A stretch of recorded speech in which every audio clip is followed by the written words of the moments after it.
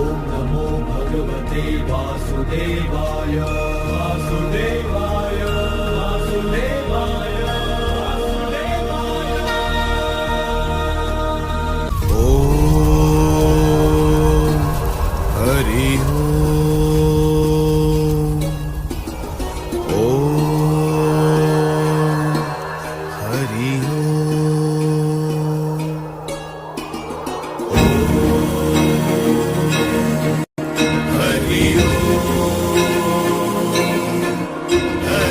ராதே கிருஷ்ணா.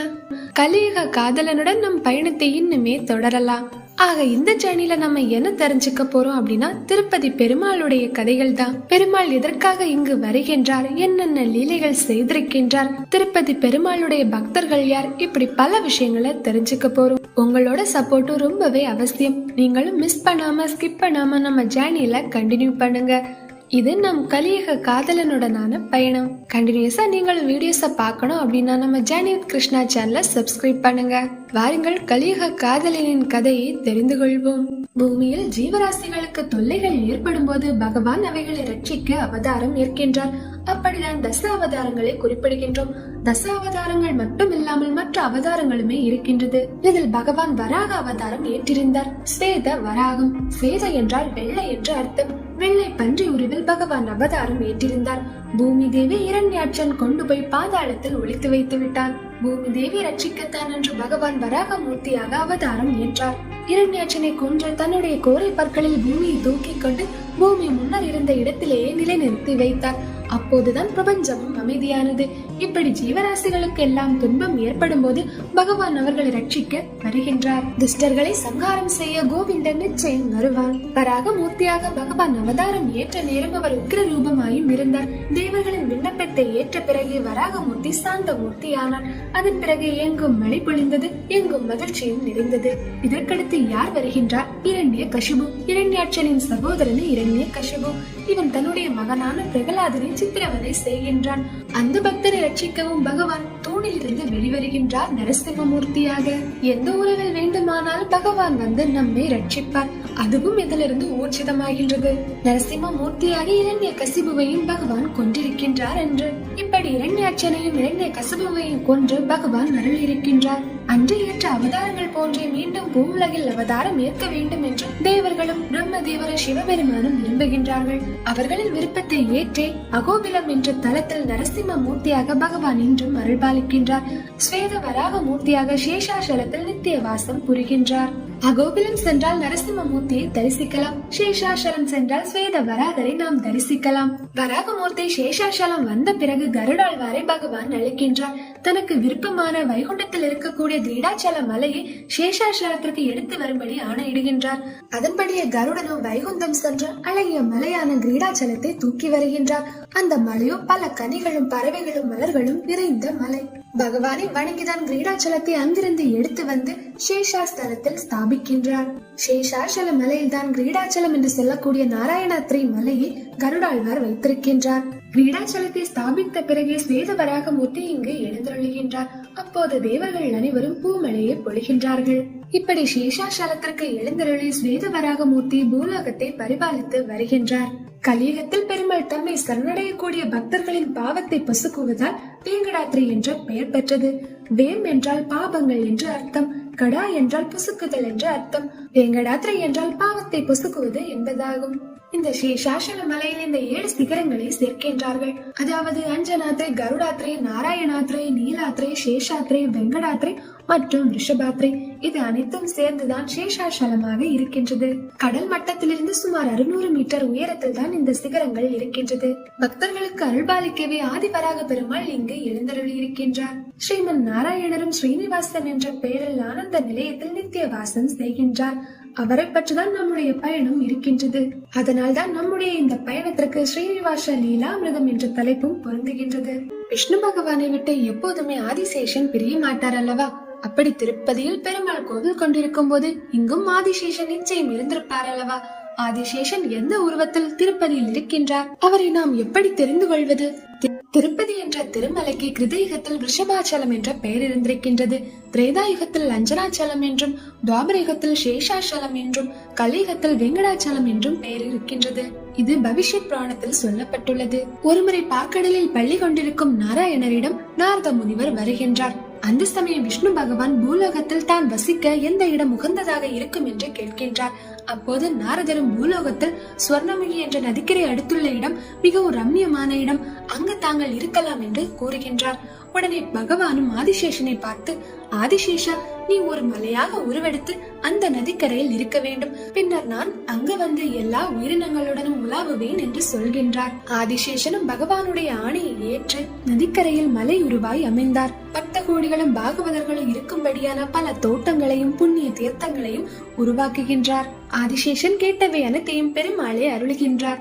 ஆதிசேஷன் இங்கு மலை உருவாய் அமைந்ததால் தான் திருமலைக்கு சேஷாத்ரி என்றும் சேஷாசலம் என்ற பெயரும் உருவானது. பாம்பின் உருவத்தை போன்றுதான் இம்மலையும் காட்சியளிக்கின்றது. பாம்பினுடைய தலைப்பாகம் சேஷாத்ரி என்றும், நடுப்பாகம் அகோபிலம் என்றும், வால்பாகம் ஸ்ரீசைலம் என்றும் பெரியோர்கள் கூறுகின்றார்கள். உண்மையாவே இந்த ஆதிசேஷன் மலைதானா? அது பற்றி நம்ம யோசிக்கணும்ல. அதை நாம் ஒரு உண்மை சம்பவத்தின் மூலமாகவே அறியலாம். வீர நரசிம்ம தேவன் என்ற ஒரு அரசன் தீர்த்த யாத்திரையில் ஈடுபடுகின்றார். சேது தரிசனத்தை செய்ய விரும்புகின்றார். அதற்காக தென்திசை நோக்கி வருகின்றார். வரும் வழியில் வேங்கடாச்சலத்திற்கு செல்கின்றார். திருமலையின் பெருமையை கேள்விப்பட்டால் யாராக இருந்தாலும் அங்கு செல்வார்கள். இந்த வீர நரசிம்ம தேவன் திருவேங்கடத்து பெருமாளை தரிசித்து பகவானுடைய கைங்கரியத்தையே பெரிதாக நினைத்து செய்கின்றார். பகவானுக்கு ஏதாவது செய்ய வேண்டும் என்று அந்த மன்னரும் யோசிக்கின்றார். அப்படி பெரியவர்களிடம் கேட்கும் போது அவர்கள் என்ன சொல்கின்றார்கள் என்றால், பெருமாளுக்கு அணிகலமான கிரீடம் அளிக்கலாம், தேர் போன்றவற்றை வழங்கலாம், கோபுரங்களில் விமானம் கட்டலாம், ரத்தினங்களில் வைரமும் அளிக்கலாம் என்று சொல்கின்றார்கள். இதை கேட்ட அந்த அரசனும் மகிழ்ந்து பகவானுக்காக திருக்கோபுரத்தை செய்யலாம் என்று நினைக்கின்றார். இனி கோயில் கோபுரத்தை கட்டுவதற்கான பணிகளில் அந்த மன்னர் ஈடுபடுகின்றார். கோபுர பணிகளை மேற்கொள்ள செல்லிவிட்டு மறுபடியும் தீர்த்த யாத்திரையாக ஸ்ரீரங்கம், காஞ்சிபுரம் முதலான திவ்ய தேசங்களுக்கு வீர நரசிம்ம தேவ மன்னன் வருகின்றார். தென் திசை வந்து சேது தரிசனம் முடித்துக் கொண்டு திரும்பவும் திருமலைக்கு அந்த மன்னர் சென்று சேர்கின்றார். அங்கு கட்டப்படுகின்ற கோபுரத்தை பார்த்து மன நிறைவு ஆனார். சில நாட்கள் அங்கேதான் அந்த மன்னர் தங்கி இருக்கின்றார். ஒரு நாள் இவருடைய கனவு பெரிய பாம்பு ஒன்று வருகின்றது. அந்த பாம்பும் இவரிடம் பேசுகின்றது. மன்னா, இந்த திருமலை என்னுடைய உடலாகும். இதில் நீங்கள் கோபுரத்தை கட்டுவதால் என்னுடைய உடலில் அதிக பாரம் ஏற்படுகின்றது. அதன் காரணமாக எனக்கு வருத்தம் உண்டாகிவிட்டது. இனி என்னுடைய சுவாமியின் சந்நிதிக்கு சென்றால் மட்டும்தான் என்னுடைய துன்பத்தை போக்கிக் கொள்ள முடியும் என்று அந்த பாம்பு சொல்லியது. சொன்னதோடு அந்த கனவிலும் அந்த பாம்பு கோயிலில் இருக்கும் திருவேங்கடமுடையானுடைய வலது பக்க கரத்தில் சுற்றி கொண்டதை கனவில் மன்னன் காண்கின்றார். இதை பார்த்து பயந்து அந்த மன்னனும் உறக்கத்திலிருந்து எழும்பிவிட்டான். தான் கண்ட கனவை பற்றி பெரியவர்களிடமும் சொல்கின்றார். அந்த பெரியவர்களும் உண்மை விளக்கி கூறுகின்றார்கள். வராக புராணம் மற்றும் வாமன புராணத்தில் இந்த திருமலை சாக்ஷாத் ஆதிசேஷன் என்றே கூறப்பட்டுள்ளது. அதனால்தான் இந்த மலைக்கு சேஷாசலம் என்ற பெயர் வந்தது.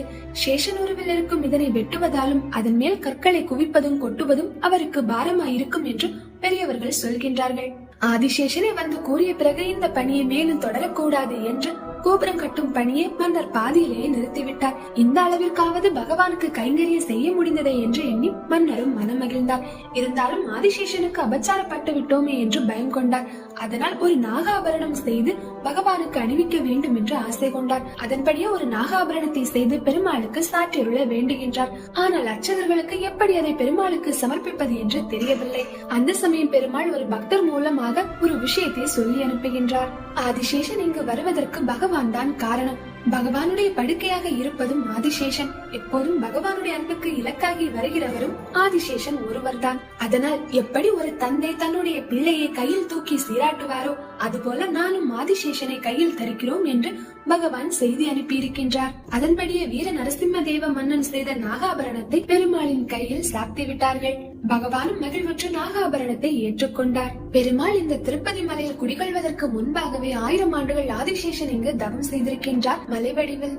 ஆதிசேஷனுக்கு ஒரே ஒரு விருப்பம்தான், பகவான் எப்போதும் தன் மீது துயில் கொள்ள வேண்டும் என்ற விருப்பம்தான்.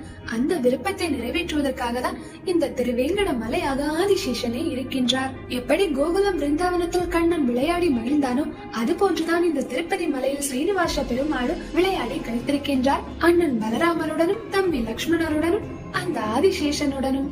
இதுதான் சேஷாசலம் தோன்றிய வரலாறு. கலியுகத்திலும் ஆதிசேஷன் மலையாக உருவெடுத்து திருப்பதியில் கோவில் கொண்டு விட்டார். பூலோகத்தில் பக்தி மார்க்கங்கள் அனைத்துமே மங்கத் தொடங்குகின்றது. இந்த சமயம்தான் பகவான் அவதரிக்கும் காலம் மீண்டும் உருவாகின்றது. பகவான் பூலோகம் வருவதற்கு முதலில் அடித்தளமிட்டது யார்? எப்படி எங்கிருந்து இந்த காரணங்கள் தொடங்குகின்றது. அதனால வீடியோவை ஸ்கிப் பண்ணாம கடைசி வரைக்கும் பாருங்க. கலியுகத்தில் நாட்கள் செல்ல செல்ல பக்தி மார்க்கங்கள் மங்கத் தொடங்கிவிட்டது. பாவங்கள் தான் தலைவிரித்து ஆடியது. நித்திய கர்மங்களும் மங்கி மறைய தொடங்கின. தர்ம சிந்தனைகளும் தலை சாய்ந்தன. கலியுகத்தில் இப்படி உலகம் அழிந்து கொண்டு வருவதை கச்சியப்பர் பிருகு போன்ற பரம ஞானியர்கள் பார்க்கின்றார்கள். அந்த தவசியர்களின் மனம் புண்பட்டது. இந்த சமயம் நாரத முனிவருமே மிகவும் வருந்துகின்றார். உலகின் வேத புராணங்களுக்கு ஆபத்து நேர்ந்துவிடப் போகிறதே என்று பயங்கொள்கின்றார்கள். இதற்கான பரிகாரத்தை தந்தையான பிரம்மதேவரிடம் கேட்கலாம் என்று நாரதர் பிரம்மலோகத்திற்கு செல்கின்றார். நாரதரும் பிரம்மலோகம் சென்று கலியுகத்தை பற்றிய விஷயங்களை விளக்கி கூறுகின்றார். கிருஷ்ண பகவான் அவதாரத்தை முடித்துவிட்டு வைகுண்டத்திற்கு வந்து விட்டதால் கலியின் கொடுமைகள் அதிகரித்து விட்டது, பக்தியும் குன்றிவிட்டது. அதனால் நாராயணர் மீண்டும் கலியுகத்தில் அவதாரம் செய்து மக்களை சந்தோஷப்படுத்த வேண்டும். தந்தையே, பிரம்மதேவரே, பகவான் பூலோகத்திற்கு எழுந்துள்ள நீங்கள் தான் ஏதாவது வழி சொல்ல வேண்டும் என்று நாரதர் கேட்கின்றார். நாரதர் இப்படி கேட்டதும் பிரம்மதேவருக்கு சிரிப்பு வந்துவிட்டது. நாரதா, நீதான் கலகப்பிரியனாச்சு, உனக்கு தெரியாத வழியா நான் சொல்ல போறேன். இருந்தாலும் உனக்கு ஒரு வழியை நான் சொல்றேன். கங்கை நதிக்கரையில் கச்சியப்பர் போன்ற முனிவர்கள் உலக நன்மைக்காக வேள்விகள் நடத்தி வருகின்றார்கள். அங்கு நீ சென்று பார், ஏதாவது ஒரு வழி நிச்சயம் கிடைக்கும் என்று சொல்கின்றார். நாரதரும் மனம் மகிழ்ந்து தந்தையிடம் அனுமதி பெற்று கங்கையை நோக்கி வருகின்றார். நாராயணா நாராயணா என்று பாடிக்கொண்டே கங்கை நதி தீரத்திற்கு நாரத மகரிஷி வரும்போது பிருகு, அத்ரி மகரிஷி, கச்சியப்பர், வசிஷ்டர், அகஸ்தியர் போன்ற கோடிக்கணக்கான முனிவர்கள் சேர்ந்து வேள்வியை செய்கின்றார்கள். நாரதரை பார்த்த முனிவர்கள் அனைவரும் நாரதரை அன்போடு வரவேற்று முறைப்படி உபசரித்தார்கள். அவர்களுடைய வேள்விகள் அனைத்து சிறக்கட்டும், உலகில் தர்மம் தலைத்தோங்கட்டும் என்று நாரத முனிவரும் வாழ்த்துகின்றார். நாரத முனிவரின் ஆசையை பெற்றதால் முனிவர்களும் மகிழ்ச்சியானார்கள். அதோட நாரதர் அவருடைய வேலையை காட்ட ஆரம்பிச்சிட்டாரு. எல்லாமே நல்லாதான் இருக்கு, ஆனா இப்படி ஆனான்னு சொல்லி இழுத்துட்டே ஒரு முற்றுப்புள்ளிய வச்சுட்டாங்க. இதை கேட்ட முனிவர்களுக்கும் மனம் குழம்பி விட்டது. நாரதரே, நீங்கள் கூறிய வார்த்தைகள் எங்களுக்கு சக்தியை கொடுத்தது. ஆனால் எதையோ சொல்ல நினைத்து ஆனால் என்று இடையில் நிறுத்தி விட்டீர்களே, இதுதான் எங்களுக்கு சஞ்சலத்தை தருகின்றது என்றார்கள். உடன் நாரதரும், எதையோ உங்களிடம் நான் சொல்ல நினைத்தேன், பிறகு நானே எனக்குள் இதை போய் நாம் ஏன் கேட்க வேண்டும், வீணாக கலகத்தை எதற்கு உருவாக்க வேண்டும் என்றுதான் நிறுத்திவிட்டேன் என்றார். உங்கள் கலகம் நன்மையில் தானே முடியும், அதுதானே உண்மையான வாக்கு என்று மற்ற முனிவர்கள் கூறுகின்றார்கள். நாரதரை நழுவுவதற்கு பிளான் பண்றாங்க. ஆனால் மற்ற முனிவர்கள் நாரதரை விடுவதாக இல்லை, எப்படியாவது சொல்லித்தான் ஆக வேண்டும் என்று கேட்கின்றார்கள். நாரதருக்கு இப்பதான் செம்ம ஹாப்பி. ஏன்னா நினைச்சது நடக்க போகுது. நாராயணா நாராயணா என்று பாடிக்கொண்டே தான் நினைத்ததை சொல்கின்றார். நீங்கள் நடத்தக்கூடிய இந்த வேள்வியில் அவிர்வாகத்தை யாருக்கு அளிக்க போகின்றீர்கள்? அவிர்வாகம் என்றால் பகவானுக்கு கொடுக்க வேண்டிய பங்காகும். இந்த அவிர்வாகத்தை நீங்கள் சிவபெருமானுக்கு அளிப்பீர்களா, இல்ல என்னுடைய தந்தை பிரம்மதேவருக்கு அளிக்கப் போகின்றீர்களா? அதுவும் இல்லை என்றால் பார்க்கடலில் பள்ளி கொண்டிருக்கும் ஸ்ரீமன் நாராயணருக்கு அளிக்கப் போகின்றீர்களா என்று கேட்கின்றார். யக்ஞ புருஷனாக விளங்க போவது மும்மூர்த்திகளில் யார் என்பதை நீங்கள் நிச்சயித்து விட்டீர்களா என்ற ஒரு சந்தேகத்தை நாரத முனிவர் கேட்கின்றார். முனிவர்களுக்கோ இந்த கேள்வி புரியாத புதிராகிவிட்டது. முனிவர்கள் அனைவருமே மௌனம் சாதித்தார்கள். யக்ஞ புருஷன் யார் என்று யோசிக்காமல் எப்படி வேள்வியை தொடங்கினோம் என்ற முனிவர்களுக்குள் சலசலப்பு. இனி நாரதர் கேம்ல இறங்க வேண்டியதுதான். இதற்கான வழியை நானே உங்களுக்கு கூறுகின்றேன் என்று நாராயணரை மனதில் நினைத்துக் கொண்டே கலகத்தை ஆரம்பிக்கின்றார். முனிவர்களே, மும்மூர்த்திகளில் மோட்சத்தை தரக்கூடிய சத்வகுண சம்பன்னர் யார் என்று முதலில் தெரிந்து கொள்ளுங்கள். அவர்தான் சகல பூதங்களுக்கும் ஆதாரமானவராக இருப்பார். பிறகு அவருக்கு அவிர்வாகத்தை கொடுத்து யாகத்தை முடிவு செய்யுங்கள் என்று நாரதர் கூறுகின்றார். இப்படி நீங்கள் செய்தால் கலியுகத்தில் வரக்கூடிய கேடுகள் அனைத்தும் நீங்கும் என்று நாரதர் சொல்கின்றார். இந்த ஆலோசனையை முனிவர்கள் அனைவரும் ஏற்றுக்கொண்டார்கள். நாரதர் எண்ணியதும் இப்போது ஈடேறியது. கலகத்தால் கலியுகத்திற்கு ஒரு வழி பிறந்தது என்று மனமகிழ்ந்தார். மீண்டும் நாராயணா நாராயணா என்று பாடிக்கொண்டே தேவலோகத்திற்கு புறப்பட்டார். இனி நாரதர் கூறிய செயலை நிறைவேற்ற வேண்டியது இந்த முனிவர்களுடைய கடமை. கொஞ்ச நேரமா முனிவர்களை யோசிக்கிறாங்க, யார்தான் சர்வகுணம் நிறைந்த உலகிற்கு ஆதாரமான புருஷனாக இருப்பார் என்று. என்னதான் அவங்க யோசிச்சாலே எந்த ஒரு முடிவுக்கும் வர முடியல. கடைசியா ஒரு ஐடியாவில வந்து நிக்கிறாங்க. மும்மூர்த்திகளையும் தனித்தனியே பரீட்சித்து பார்க்க வேண்டும் என்ற தீர்மானம் தான் அது. சாதாரணமா பகவான் நம்மளதான் பரீட்சிப்பாங்க. முனிவர்கள் பகவானுடைய செல்ல பிள்ளைகள் மாதிரி அல்லவா? அதனால் முனிவர்கள் மும்மூர்த்திகளையும் இனி பரீட்சிக்க போகின்றார்கள். இந்த பரீட்சையை நடத்த போவது யார் யாருன்னு உங்களுக்கு தெரியும் தானே? மும்மூர்த்திகளையே சோதிக்க கூடியவர் யார் அப்படின்னு முனிவர்கள் முடிவெடுக்கிறாங்கன்னா பிருகு என்ற மகா முனிவர் தான். அவரால் மட்டும்தான் இந்த விஷயத்தை செய்ய முடியும்னு முனிவர்கள் அனைவரும் பிருகு முனிவரிடம் இந்த பொறுப்பை ஒப்படைக்கின்றார்கள். பிருகு முனிவரும் இதற்கு ஒப்புக்கொண்டு யாகசாலையை விட்டு புறப்படுகின்றார். இதுதான் பெரிய விஷயங்கள் எல்லாம் இருக்குது. அதனால இந்த வீடியோவை ஸ்கிப் பண்ணாம கடைசி வரைக்கும் பாருங்க. யாகசாலையை விட்டு புறப்பட்ட பிருகு முனிவர் பிரம்மலோகத்தை அடைகின்றார். அங்கு பிரம்மலோகத்தில் சரஸ்வதி சமேதராய் பிரம்மதேவர் வீற்றிருக்கின்றார். சக்தி சமேதராய் எழுந்தருளியிருக்கும் பிரம்மதேவருக்கு பிருகுவின் வந்தனங்கள் என்று சமர்ப்பணம் செய்கின்றார். ஆனால் பிருகுமுனிவர் செய்த வணக்கங்கள் பிரம்மதேவரின் காதுகளில் விழவில்லை. பிரம்மதேவர் இவரை கவனிக்காமல் பாராமுகமாய் இருக்கின்றார். பிருகுமுனிவரின் மனதில் கொஞ்சம் மாற்றம் வந்தது. சரி, என்னதான் நடக்கும்னு பார்ப்போம்னு பிருகுமுனிவர் ஆணவத்தோடு பிரம்மதேவரின் சபையில் இருக்கின்றார். அப்போதுமே பிரம்மதேவர் பிருகுமுனிவரை கவனிக்காமல் இருந்தார். பிருகுமுனிவருக்கோ கோபம் வந்து விட்டது. பொறுமையை இழந்தார். இப்படிப்பட்ட ஒருவர் எப்படி முக்தி தரும் மூர்த்தியாக இருக்க முடியும்? நிச்சயம் இவர் சாத்வீக குணம் கொண்டவர் அல்ல என்ற முடிவுக்கு வருகின்றார். கண்களில் கோபாக்னி பொங்க பிரம்மதேவருக்கே சாபம் கொடுக்கின்றார். பிரம்மதேவா, ஒரு தவஸ்தி அவமதித்த உனக்கு பூமியில் எங்குமே கோவில்கள் இல்லாமல் இருக்கட்டும் என்று சாபம் கொடுக்கின்றார். அவருடைய சாபமும் பலித்தது. பிரம்மதேவருக்கென்று தனியான கோவில்கள் கிடையாது. சில திவ்ய தேசங்களில் பிரம்மதேவருக்கான சந்நிதிகள் மட்டுமே இருக்கின்றது. அடுத்தும் பிருகுமுனிவரின் கோபம் தனியவில்லை. பிரம்மலோகம் விட்டு இனி கைலாயத்திற்கு செல்கின்றார். கைலை மலைக்கு வந்து சேர்க்கின்றார். பிருகுமுனிவரை முதலில் நந்தி தடுக்கின்றார், உள்ளே செல்ல வேண்டாம் என்று. ஆனால் பிருகுமுனிவர் நந்தி அவமதித்து விட்டு ஆணவத்தோடு உள்ளே செல்கின்றார். கைலாயத்தில் சிவபெருமான் பார்வதி தேவியுடன் தனிமையில் இருக்கின்றார். அந்த சமயம்தான் பிருகுமுனிவர் உள்ளே செல்கின்றார். ஹர நம பார்வதிபதியே ஹரஹரா மகாதேவா என்று பிருகுமுனிவர் வந்தனம் செய்து கொண்டே உள்ளே செல்கின்றார். பிருகுமுனிவரை பார்த்ததும் பார்வதி தேவி சிவபெருமானிடமிருந்து விலகிச் செல்ல நினைக்கின்றார். ஆனால் முனிவரை கவனிக்காத சிவபெருமான் தேவியை விலகிச் செல்லாமல் தடுக்கின்றார். இதற்கு மேல பிருகுமுனிவரின் கோபத்தை சொல்லவா வேண்டும்? எரிகின்ற நெருப்பில் எண்ணெய் விட்டது போல அவருடைய கோபம் இன்னும் அதிகமானது. பார்வதி தேவி பிருகுமுனிவர் வந்திருக்கும் செய்தியை சிவபெருமானிடம் கூறுகின்றார். தேவி இப்படி கூறியதும் பிருகுமுனிவரின் மீது சிவபெருமானுக்கு கோபம்தான் வந்தது. நேரங்காலம் தெரியாமல் யார் பிருகுவை இங்கு வர சொன்னார் என்று. நெற்றிக்கண்ணை திறக்காத குறைதான் சிவபெருமானுக்கும். பிருகுமுனிவரும் அனுமதி பெற்றுதானே சென்றிருக்க வேண்டும். அவரும் அந்த அனுமதியை பெறவில்லை.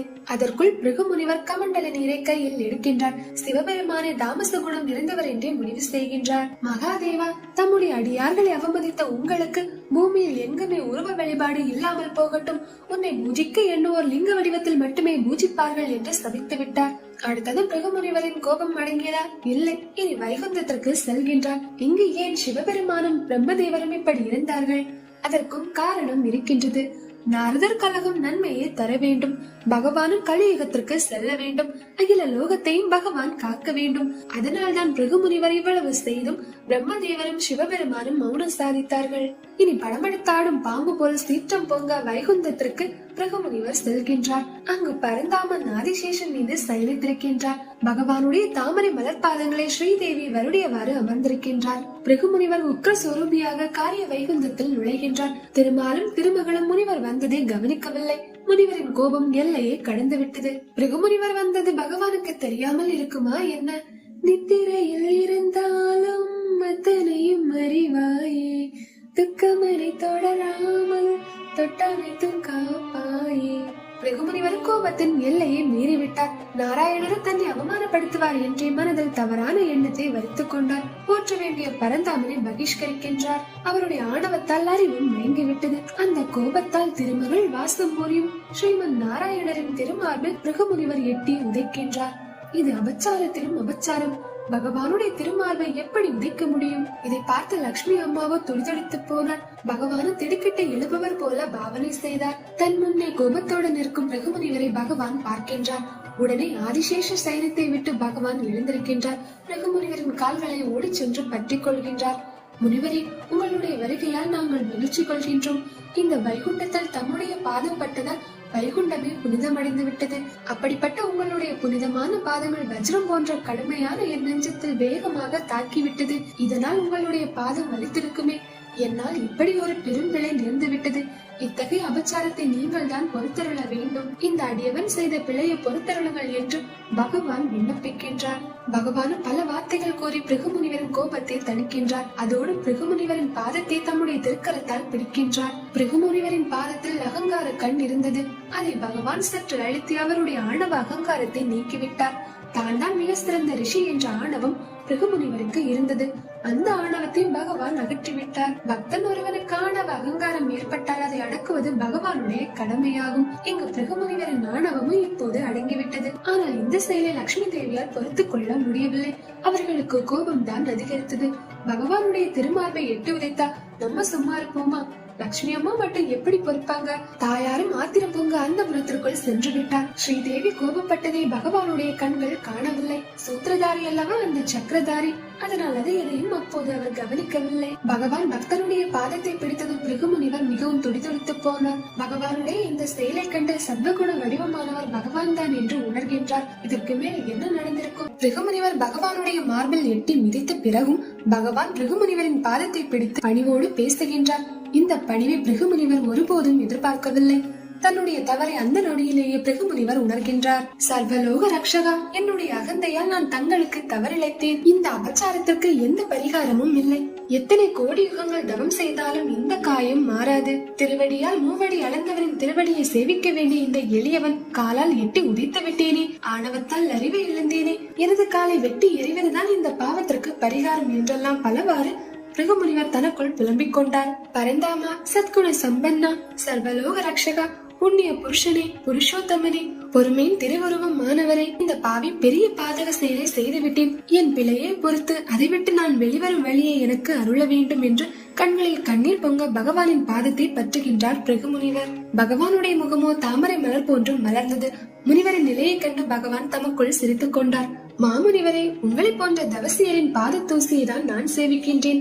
அதனால் நான் தான் உங்களுக்கு பிழை புரிந்து விட்டேன் என்றே எண்ணுகின்றேன். நீங்கள் எந்த தவறு செய்யவில்லை என்கின்றார் பகவான். இது ஆயர்குல கண்ணனின் அமைதியான மொழிகள். இந்த பேச்சை கேட்ட பிருகுமுனிவரின் மனம் மேலும் வருத்தமடைந்தது. முனிவரே, நீங்கள் வருந்த வேண்டாம். உங்களுடைய அன்பு செயல் எனக்கு விருப்பமானதே. என்னால் தமக்கு ஏதாவது காரியம் ஆக வேண்டுமா? அதை கூறுங்கள். மகிழ்ச்சியோடு அதை நான் செய்து முடிப்பேன். தொண்டர்களுக்கு தொண்டு செய்வதை தான் இந்த தொண்டன் விரும்புகின்றான் என்று பகவான் கூறுகின்றார். பகவானுடைய இந்த செயலை பிருகுமுனிவர் சற்றும் எதிர்பார்க்கவில்லை. தான் வந்த நோக்கத்தை அவர் கூறுகின்றார். இப்போதுதான் முகுந்தா, பூமியில் கலியின் கொடுமை நாள்தோறும் வளர்ந்து கொண்டே வந்தது. அதனால் முனிவர்கள் அனைவரும் சேர்ந்து பூமியை காக்க மகத்தான வேள்வி ஒன்றை செய்தோம். அந்த வேள்வியை பூர்த்தி செய்ய அவிர்வாகத்தை சத்வகுண வடிவமான பகவானுக்கு அளிக்கவே முடிவு செய்தோம்.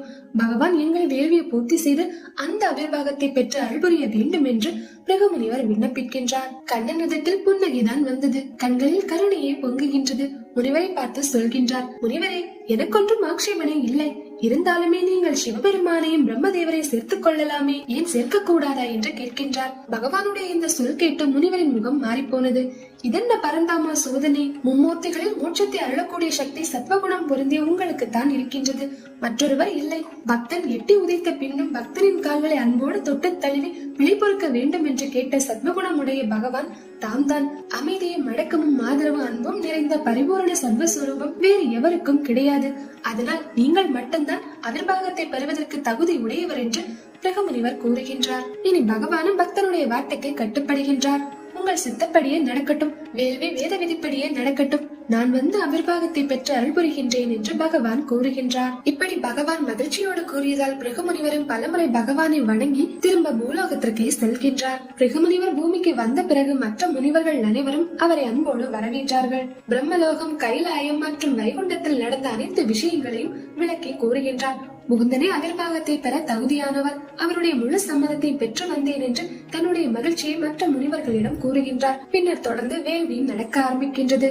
முனிவர்களின் வேண்டுதலுக்கு ஏற்ப பகவானும் வேள்வியின் அவிர்வாகத்தை பெற்றுக் கொண்டார். அனைவருக்கும் ஆசையும் பகவான் அளிக்கின்றார். பின்னர் பகவானுடைய திருப்பணிகள் அனைத்தும் செவ்வனே நடைபெறுகின்றது கலியுகத்தில். ஆனா நம்ம லட்சுமி அம்மா கோவப்பட்டாங்களே. இவ்வளவு வேலையெல்லாம் முடிச்ச அப்புறம் தான் கண்ணன் யார பார்க்க போறாங்க? லட்சுமி அம்மாவா? ஓ, இப்பதான் வர நேரம் கிடைச்சான்னு நம்ம லட்சுமி அம்மா கண்டிப்பா கொஸ்டின் கேட்டிருப்பாங்க தானே. அத பத்தி நீங்களும் தெரிஞ்சுக்கணும்ல. முனிவர்களிடமிருந்து அவிர்வாகத்தை பெற்றுக்கொண்ட விஷ்ணு பகவான் வைகுண்டத்திற்கு செல்கின்றார். வைகுண்டத்துக்கு போனா லட்சுமி கூட நடந்த எல்லா விஷயத்தையும் சொல்லலாம் தான் பகவான் நினைக்கிறாரு.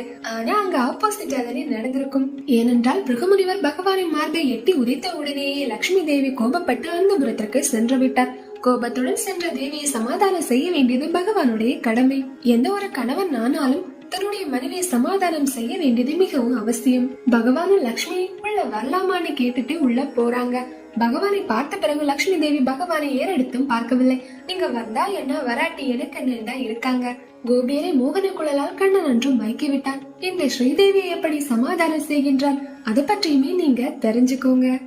ஏன் தேவி, உனது அழகிய கண்கள் கொழுந்து விட்டு எறிவதில் உன்னிடம் அனுமதி பெறாமல் பூலோகம் சென்றேன் என்ற கோபமா, இல்லை தேவியையும் அழைத்துக் கொண்டு செல்லவில்லை என்ற இயக்கமா, இல்லை இந்த கண்ணன் தாமதமாக வந்தேன் என்ற கோபமா? நான் பொறுமையாக இருப்பதால் தான் எனக்கு இப்படிப்பட்ட நிலைமை உருவானது. ஒன்றும் இழந்ததில்லை லட்சுமி. சற்று புரியும்படி உனது நாயகனுக்கு சொல்லக்கூடாதா? தேவதேவா, தம்முடைய திவ்ய மங்களகரமான திருமார்பினை ஆணவத்தால் அந்த முனிவர் கலங்கப்படுத்தினாரே, அதை மறந்து விட்டீர்களோ? பிருகு நம் பக்தன் அல்லவா லட்சுமி? பக்தன் என்பதற்காக அவர் பாதத்தை பிடிக்க வேண்டுமா? மன்னிப்பு கேட்க இப்படிதான் செய்வீர்களா? அவன் வேறு நாம் வேறு அல்லவே லட்சுமி. அன்பர்களின் இதயம் தானே நாம் வசிக்கும் இடம். அதற்காக நான் வாசம் செய்யும் தம் திருமார்பை களங்கப்படுத்துவதா? இதை என்னால் நிச்சயம் ஏற்க முடியாது. பக்த வத்சலனான நமக்கு அடியர்களின் திருவடி படுவதுதான் பேரின்ப சுகத்தை தரக்கூடிய தேவாமிர்தம். குழந்தைகளின் பிஞ்சு பாதங்கள் பெற்றோர்களின் மீது படுவதில்லையா? உதைத்த கால்களுக்கு நாம் முத்தமிடுவதில்லை. அதுபோல்தான் லட்சுமி. ஆணவத்தால் லடாத செயலை புரிந்த பிருகுவிற்கு நீங்கள் பரிந்து பேசுவது எனக்கு கொஞ்சம் கூட பிடிக்கவில்லை. என்னை மன்னித்து விடுங்கள். நான் இனிமேலும் இந்த வைகுந்தத்தில் இருக்க போவதில்லை. லட்சுமி, நீ என்ன சொல்கிறாய்? ஏன் இவ்வாறு செய்கிறாய்? நீ என் பொறுமையின் சொரூபம் அல்லவா? எப்பொழுதும் பக்தருக்காக பரிந்து என்னிடத்தில் நீதானே பேசுவாய். ஆனால் இன்றோ நீயே என்னையும் விட்டுவிட்டு வைகுந்தத்தையும் விட்டு செல்கிறேன் என்று சொல்லலாமா? இப்போதும் தாம் பக்தரை சற்றும் விட்டுக் கொடுக்காமல் தான் பேசுகின்றீர்கள். ஆனால் தம் இந்த பக்தியின் மனவேதனை உணராதது ஏனோ? இனியும் நான் உங்களுடன் வாசம் புரிவதாக இல்லை. பூலோகம் செல்ல முடிவெடுத்து விட்டேன். இனி இங்கு நான் இருக்க மாட்டேன். பக்தனின் அன்பு செயலுக்காக விண்ணுலகம் விட்டு மண்ணுலகம் செல்வது சரியல்லது. நமது மகனின் அன்பு செயலை அடாத செயல் என்று எண்ணி என்னிடம் கோபம் கொள்ளலாம். என்னை விட்டு பூமிக்கு சென்றால் தேவி என்னை நிந்திப்பது போல ஆகாத தேவிக்கு தான் மேலும் கலங்கம் உருவாகும். தேவதேவா, தம்முடைய திருமார்பிற்கு ஏற்பட்ட களங்கம் நீங்க வேண்டும் என்றுதான் பூலோகம் சென்று கடும் தவம் செய்ய போகின்றேன். ராமனாய் வந்த போது என் சீதையை என்னை விட்டு விலகினார். ராதையாய் 100 வருடங்கள் இந்த கண்ணனை விட்டு பிரிந்தார். ருக்மிணியாய் 12 வருடங்கள் மரபாதீசை விட்டு பிரிந்தார். மீண்டும் இந்த பிரிவு அவசியம்தான். இந்த பிரிவு என்ற விதியை நியமித்ததன் தாங்கள் தானே? அப்படி என்றால் அதை அனுபவிப்பது நாம் இருவர்தான். லக்ஷ்மி, வேண்டாம்.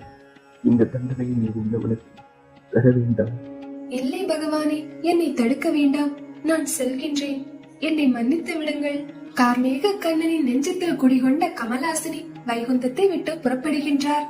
கோபியர் கொஞ்சம் ரமணன் தேவி அன்பு மொழிகளால் தடுத்து நிறுத்த முயன்றார். ஆனால் முடியாமல் தோற்று போனார். பொறுமைக்கும் எல்லை உண்டுதானே? இன்று அந்த பொறுமை எல்லையை மீறிவிட்டது. இனி வேறென்ன செய்ய? தேவியின் விருப்பத்தை பகவான் ஏற்றுத்தான் ஆக வேண்டும். தன்னுடைய திருக்கரங்களால் தேவி அனுகிரகிக்கின்றார். தேவியும் பூலோகத்திற்கு எழுந்தருளிவிட்டார். வேங்கடாஜலத்திற்கு அருகே 20 யோஜனை தூரத்தில் கரவீரபுரம் என்ற திருத்தலம் இருக்கின்றது. அங்குதான் ஸ்ரீதேவி வருகின்றார். அங்கிருந்து கொண்டு தன்னுடைய தவத்தை ஆரம்பிக்கின்றார். ஸ்ரீதேவி இல்லாத வைகுண்டத்தில் பகவானால் இருக்க முடியுமா? சற்று சிந்தித்து பாருங்கள். என்னதான் அவர் பரமாத்மா ஆனாலும் ஸ்ரீதேவியை தன் இதயத்தில் எப்போதும் வைத்திருப்பவர். அந்த ஸ்ரீதேவி இல்லாத வைகுந்தத்தில் நானும் இருக்கக்கூடாது என்று பகவான் முடிவெடுக்கின்றார். தன்னுடைய வைகுந்தத்தின் சௌந்தரியத்தை லட்சுமி எடுத்துச் சென்று விட்டதாகவே பகவான் எண்ணுகின்றார். அதனால் நானும் என் லட்சுமியை தேடி பூலோகம் செல்வேன் என்று பகவான் வைகுண்டம் விட்டு புறப்படுகின்றார். தன் பக்தனுக்காக எந்த எல்லைக்கும் செல்லும் பகவான் தன் லட்சுமிக்காகவும் எந்த எல்லைக்கும் செல்வார். அதனால் வைகுண்டம் விட்டு பூலோகம் வருகின்றார் ஸ்ரீஹரி. எப்படியாவது ஸ்ரீதேவியின் கோபத்தை தணித்து திரும்ப வைகுண்டத்திற்கு அழைத்துச் செல்ல வேண்டும் என்றுதான் பகவான் பூலோகம் வருகின்றார். பரந்தாமன் பூமியில் முதலடி எடுத்து வைத்தது எங்கு? முன்னரே நிர்மாணித்திருந்த சேஷாசலத்தில் தான். அங்குதான் பகவான் நித்திய வாசம் புரிவதற்கு திருவுள்ளம் ஏற்கின்றார். பகவான் அங்கிருந்து விடை பெற்று பூலோகத்திற்கு வருகின்றார். சேஷாசலத்தில் ஸ்ரீனிவாச பெருமாள் எழுந்தருள்வதற்கு முன்பாக ஆதி வராகர் எழுந்தருளி இருக்கின்றார். வராக அவதாரம், ஆதி வராகம், பிரளய வராகம், யட்சண வராகம் என்ற 3 வடிவங்களில் பூஜிக்கப்படுகின்றது. இங்குள்ள வராக சுவாமி ஆதி வராகர் என்று அழைக்கப்படுகின்றார். ஆதி வராக பெருமானுடைய கோவில் சுவாமி புஷ்கரணி தெப்பக்குளக்கரையில் உள்ளது. இந்த கோவில் வெங்கடேஸ்வர சன்னதியை விட மிகவும் பழமையானது என்றே நம்பப்படுகின்றது. ஏனென்றால் ஸ்ரீனிவாச பெருமாளுக்கு முன்னதாக ஆதி வராகர் தான் இங்கு இருக்கின்றார். திருப்பதி பெருமாளை தரிசிப்பதற்கு முன்பாக வராக சுவாமியின் தரிசனம் பெற்றே நாம் அங்கு செல்ல வேண்டும். வராகமூர்த்தியை தரிசனம் செய்யாமல் திருப்பதி யாத்திரை முழுமையடையாது என்றும் நம்பப்படுகின்றது. இந்த கோவில் கிபி 1535ஆம் ஆண்டு பேடா திருமலச்சாரியா என்பவரால் புதுப்பிக்கப்பட்டிருக்கின்றது.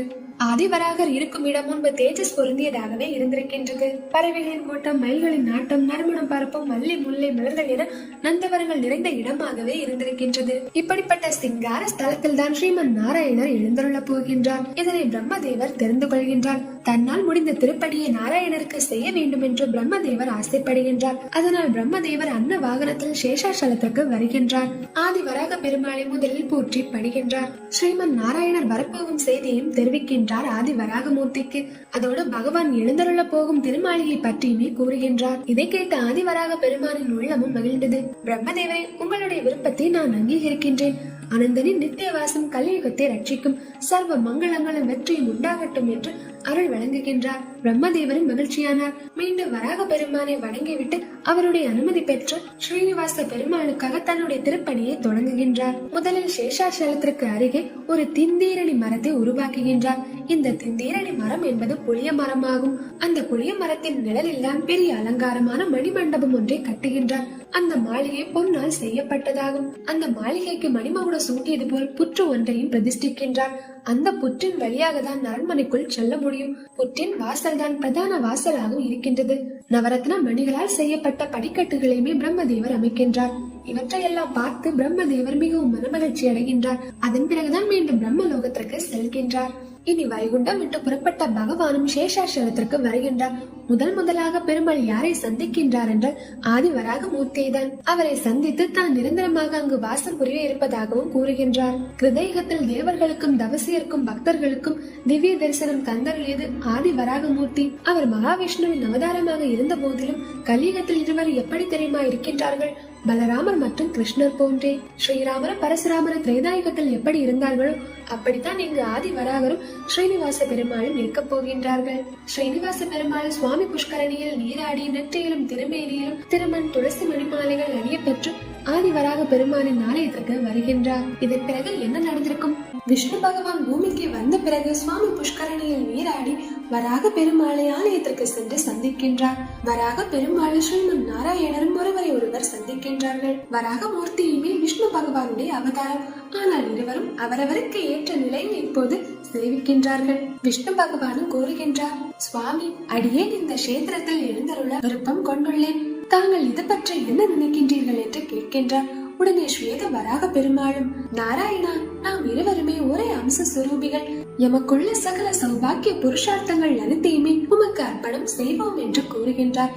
இதை கேட்டு மகாவிஷ்ணுவும் மனம் மகிழ்ந்தார். உடன் விஷ்ணு பகவானும், நான் தன்யனானேன். இந்த கலியுகத்தில் என்னை தரிசிக்க வரும் பக்த கோடிகள் அனைவரும் முதலில் உங்களை தான் தரிசிப்பார்கள், பிறகுதான் என்னை தரிசிப்பார்கள். இது நான் வெறும் வாக்கால் கூறுவதல்ல, இதுவே என்றும் நிகழும் என்றும் அருள்கின்றார். இதை கேட்ட ஸ்வேத வராக மூர்த்திக்கு ஆனந்தம்தான். இந்த சம்பாஷணை முடிந்தாயிற்று. இனி விஷ்ணு பகவான் தங்குவதற்காக பிரம்மதேவர் ஒரு இடத்தை நிர்மாணித்தார் அல்லவா? அந்த இடத்தை பற்றி வராகமூர்த்தி பெருமாளிடம் கூறுகின்றார். நாராயணரே, கிரீடாச்சலத்தில் நீங்கள் எழுந்துள்ள வேண்டியது அவசியம். அங்கு பிரம்மதேவர் திந்தீரணி என்ற விருட்சத்தை நிர்மாணித்துள்ளார். அதற்கு கீழாக புற்று ஒன்றையும் அமைத்துள்ளார். அதுதான் உங்களுக்கு ஏற்ற வாசஸ்தலம். அங்குதான் நாங்கள் வசிக்க வேண்டும் என்றும் வராகமூர்த்தி கூறுகின்றார். பிரம்மதேவரின் இந்த சேவையை கேட்டு பெருமாளும் மனமகிழ்கின்றார். உடனே தன்னுடைய திருமாளிகைக்கு புறப்படுகின்றார். பகவானும் நடந்து வரும்போது திந்தீரணி விருட்சத்தை பார்க்கின்றார். இந்த திந்தீரணி விருட்சம் வேற எதுவும் கிடையாது, புளிய மரம் தான். அந்த புளிய மரத்தின் கீழே எழில் பொங்கும் அழகு மிகுந்த புற்று ஒன்றையும் காண்கின்றார். அதுதான் பகவானுக்கு பூலோக வைகுண்டமாக இருக்கின்றது. அப்படி எண்ணித்தான் பகவான் அங்கு தங்குகின்றார். அது வெறும் புற்று மட்டும் கிடையாது, அதற்கு அழகிய வாசலுமே இருக்கின்றது. அதோடு விசாலமான படிக்கட்டுகளும் இருக்கின்றது. அந்த படிக்கட்டுகள் ஏறிதான் பகவான் புற்றிற்குள் செல்கின்றார். பகவானின் திருவடிகள் அங்கு பதிந்ததும் அது வைகுண்டத்தை போன்ற தேஜஸை பெற்றது. அந்த புற்று வடிவத்தில் இருக்கும் மாளிகைக்குள் ஆதிசேஷன் போன்ற தோற்றத்துடன் கூடிய ஒரு அரியணையுமே இருக்கின்றது. அங்குதான் பகவான் எழுந்தருள்கின்றார். வைகுண்டத்தில் ஆதிசேஷன் மீது சயனித்திருந்த ஸ்ரீமன் நாராயணர் பூலோகத்தில் புளிய மரத்து நிழலில் புற்றுள் தன்னந்தனியாக அலங்கார ஆசனத்தில் சயனிக்கலானார். அங்குதான் பகவானுடைய தவம் தொடர்கின்றது. ஏனென்றால் தன்னுடைய லட்சுமியை கண்டறிய வேண்டும் அல்லவா? எப்படிதான் லட்சுமி தேவியை கண்டுபிடிக்க போறாங்க? லட்சுமி தேவியோ பெருமாளுக்காக கரவீரபுரத்தில் தவம் செய்கின்றார். எப்போதும் பகவானை விட்டு பிரியாமல் இருப்பவர் தான் தாயார். ஆனா இப்ப 2 பேருமே பிரிஞ்சிருக்காங்க. இப்படி இவங்க பிரிஞ்சிருக்கிறத நம்மளாலேயே ஏத்துக்க முடியாது. அப்படி இருக்க பிரம்மதேவராலும் இவர்களின் பிரிவை சகித்துக் கொள்ள முடியவில்லை. அதனால் இவர்களை எப்படியாவது ஒன்று சேர்க்க வேண்டும் என்று ஆலோசிக்கின்றார். லட்சுமி தேவியையும் நாராயணரையும் சும்மா எல்லாம் ஒண்ணு சேர்க்க முடியாது, அப்படித்தானே? அதனால் பிரம்மதேவர் முதலில் கைலாய மலைக்கு செல்கின்றார். அங்கு கைலாய மலைக்கு காவல் புரிந்து கொண்டிருப்பது யார்? நந்தி தேவர். அந்த நந்தி தேவரிடமிருந்து அனுமதி பெற்று கைலை மலைக்குள் செல்கின்றார். அங்கு சிவபெருமானையும் பணிகின்றார். மகாதேவா, லக்ஷ்மிக்கும் நாராயணருக்கும் ஏற்பட்ட கோபத்தின் காரணமாக இருவருமே வைகுந்தத்தை தியாகம் செய்து விட்டார்கள். இப்போது பூவுலகில் இருக்கின்றார்கள். ஸ்ரீதேவி கரவீரபுரத்திலும் ஸ்ரீமன் நாராயணர் சேஷாசல மலையில் ஆதிவராக மூர்த்தியின் திருக்கோயிலுக்கு பக்கத்தில் இருக்கின்றார். அவர் ஒரு புற்றை வாசஸ்தலமாக ஏற்றுள்ளார். எப்படியாவது நாராயணரை திருப்திப்படுத்த வேண்டும், நீங்கள் எனக்கு உதவி செய்யுங்கள் என்று கேட்கின்றார். உடன் மகாதேவரும் பிரம்மதேவரை நாம் இப்பொழுதே செல்வோம் என்று பூ உலகத்திற்கு புறப்பட்டு வருகின்றார்கள். முதலில் இருவர் யாரை சந்திக்கின்றார்கள் என்றால் ஸ்ரீதேவி தாயாரை. அம்மா மனசு வச்சாதானே எல்லாம் நடக்கும், அதனால் முதலில் திருமகளை சென்று சந்திக்கின்றார்கள். அதற்கு பிறகு பூலகத்தில் சுபிக்ஷத்தை ஏற்படுத்தவும் அது அந்த பரந்தாமன் பார்த்துக் கொள்வார் என்று சொல்கின்றார்கள். இருவரை எடுத்த முடிவின்படியே கரவீரபுரம் வந்து லட்சுமி தேவியை சந்திக்கின்றார்கள். லட்சுமி தேவி தவம் செய்யும் இடத்தில் சிவபெருமானும் பிரம்மதேவரும் எழுந்தொள்கின்றார்கள். உடனே லட்சுமி தேவி இரண்டு பேரையுமே வரவேற்கின்றார். லட்சுமி தேவி மற்றும் மூர்த்திகளுமே அன்போடு வாழ்த்துகின்றார்கள். குசலம் விசாரிச்சாச்சு, இனி ரெண்டு பேருமே வந்த காரணம் என்னன்னு லட்சுமி அம்மா தெரிஞ்சுக்கணும். வந்ததற்கு என்ன காரணம் என்றும் கேட்கின்றார். தேவி, நீங்கள் வைகுண்டத்தை விட்டு இந்த இடத்திற்கு வந்த பிறகு நாராயணர் வைகுண்டத்தில் வாசம் செய்யவில்லை. அவரும் சேஷாசலத்திற்கு எழுந்தரில் ஒரு புற்றுள் வாசம் செய்கின்றார். நீங்களோ தவத்தில் மூழ்கி இருக்கின்றீர்கள். அங்கு நாராயணரோ அன்ன ஆகாரம் என்று காட்டில் அல்லல் பட்டுக் கொண்டிருக்கின்றார். இப்படியே இந்த நிலை நீடித்தால் உலகத்திலும் பிரளயம் தான் ஏற்படும். அதனால் எப்படியாவது பகவானுடைய உள்ளத்தில் மகிழ்ச்சியை ஏற்படுத்த வேண்டும், அனைத்து உலகத்திலும் அமைதியை ஏற்படுத்த வேண்டும். அதற்கு உங்களுடைய உதவி தேவை என்று பிரம்மதேவரும் மகாதேவரும் கூறுகின்றார்கள். உடனே லட்சுமி தேவியும் கூறுகின்றார். சுவாமி, பூலோகத்தின் நன்மைக்காகத்தான் நான் இங்கு தவம் செய்து வருகின்றேன். என்னுடைய தேவதேவனை திருப்தி செய்வதற்கு நான் என்ன செய்ய வேண்டுமோ அதை செய்கின்றேன். நீங்கள் அதை எனக்கு கூறுங்கள், நிச்சயம் அதை செய்து தருகின்றேன் என்கின்றார். இது போதுமே, ஸ்ரீதேவி தாயாரின் அனுமதி கிடைத்து விட்டது. இனி எப்படியாவது இவங்க ரெண்டு பேரை ஒண்ணு சேர்க்கணும், அப்படித்தானே? இதுக்கு நல்ல பிளானும் பிரம்மதேவர் கிட்ட இருக்கு. அது என்ன பிளானா இருக்கும்? நம்ம கண்ணன் இடையன் அல்லவா? இங்கு ஸ்ரீதேவி தாயார் இடைச்சியாக மாற வேண்டும். ஸ்ரீதேவி தாயார் ஆயுர்கொள்ள பெண்ணாக மாறும்போது பிரம்மதேவர் சிவபெருமானும் பசுவும் கன்றுமாக மாறுவார்கள். அப்படி அவர்கள் மாறிய பிறகு ஆயுர்கொள்ள பெண்ணாக இருக்கும் ஸ்ரீதேவி தாயார் சோழ தேசத்திற்கு செல்ல வேண்டும். சோழ நாட்டிற்கு சென்ற பிறகு அங்கு பசுவையும் கன்றையும் அந்த மன்னனுக்கு விற்க வேண்டும். பிறகு நடக்க வேண்டியதை பிரம்மதேவரை பார்த்துக் கொள்வார். இந்த ஆலோசனையை தான் லட்சுமி தேவிக்கு கொடுக்கின்றார்கள். இவர்களின் ஆலோசனைக்கு லட்சுமி தேவியும் சம்மதம் தெரிவித்து விட்டார். முன்னரே ஸ்ரீதேவி கோபப்பட்ட பூவுலகில் வந்தாயிற்று. இனி இவர்களை இடைச்சியாக வேடம் போட வைப்பது கண்ணனுடைய ஒரு லீலைதான். அடுத்த திருவிளையாடலும் ஆரம்பமாகின்றது. பிரம்மதேவர் பசுவாக மாறுகின்றார், மகாதேவர் கன்றாக மாறுகின்றார், லட்சுமி தேவி இடையற்குள்ள பெண்ணாக மாறுகின்றார். பசுவின் கன்றை அழைத்துக் கொண்டு ஸ்ரீதேவி தாயார் சந்திரகிரி அரண்மனை நோக்கி வருகின்றார். எப்படி சோழ மன்னனை சந்திக்கின்றார், இதன் பிறகு என்ன சம்பவங்கள் எல்லாம் நடந்திருக்கு அப்படிங்கறத அடுத்த எபிசோட்ல நம்ம தெரிஞ்சுக்கலாம். இந்த வீடியோ பதிவு உங்களுக்கு பிடிச்சிருந்தாலுமே மறக்காம இந்த வீடியோவை லைக் பண்ணி உங்க ஃப்ரெண்ட்ஸ்க்கும் ஷேர் பண்ணுங்க. அடுத்த வீடியோ பதிவுல சந்திக்கலாம். கிருஷ்ணா கிருஷ்ணா, ராதா ராதா.